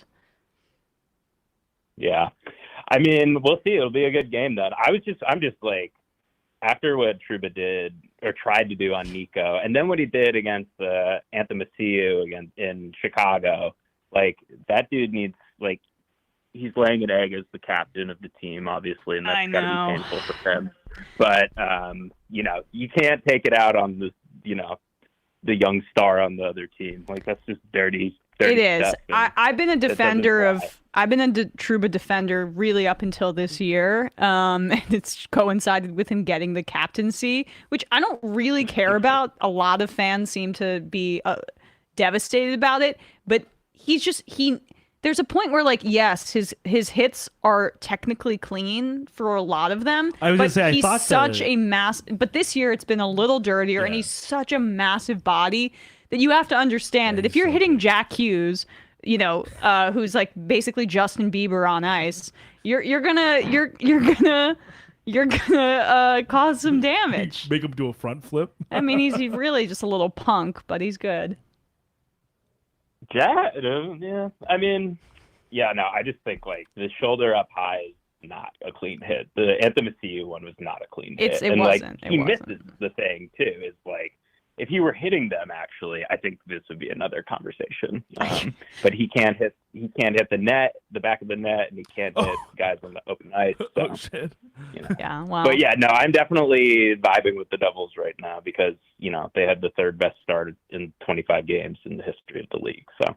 All right. Well, when you're back in the city, when do they play next? We should grab a beer and we can watch. We can all watch the game. I'll be outnumbered, but I'll wear my Kyle Palmieri jersey. I'll bring a friend, and then we'll it'll be like a showdown, like Sharks versus Jets. Bring Kaplan. Bring D'Agostino. We'll chill. I'm hanging up. Bye. Don't bring that up. I can't believe you said that on air. Okay. People won't know who that is. Anyway, someone I used to date. Anyway, all right, we will end the show there.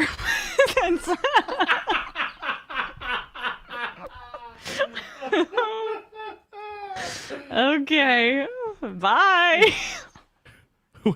I'm just really red. Oh, that's it. You want to go? We're gonna end the show. Okay. Yeah. Okay. I wanted to take 3 calls. Okay. No, I don't want to read any IMs or anything. Yeah, we'll read some IMs. Just flustered. PD Exorcist. Herbert had that sick shovel pass too. Clearly, he was feeling himself. Must have seen all the only Matt Ryan has lost more games in the last 3 years memes. SMH. Can't wait for him to have a better cast and scheme, even without he's setting records. Ryman says, is Mike White still the savior? Go Bills. Yeah, guess not. Antifa Lockhart.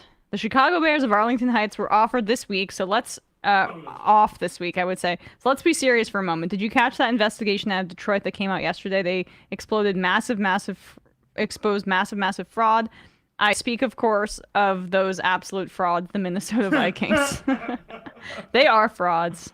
Yeah. I didn't realize their point differential. Yeah. They have like a -2 point differential for a what are they now? 10-3? A 10-3 team? Yeah, their defense is just so bad. Yeah, and it's just crazy to me that they literally just won like 8 one-score games. Yeah. Like it's just a lot of like not all luck, but just like bounces the right way. I would say. Right, Yeah. right, exactly. Sorry, Bill. All right, in the final IM of the day, Ray, Eagles are the NFC favorite and have the Saints first round pick. Check Tankathon for where the pick is right now. I don't want to do that. I know. It's back in the top 5.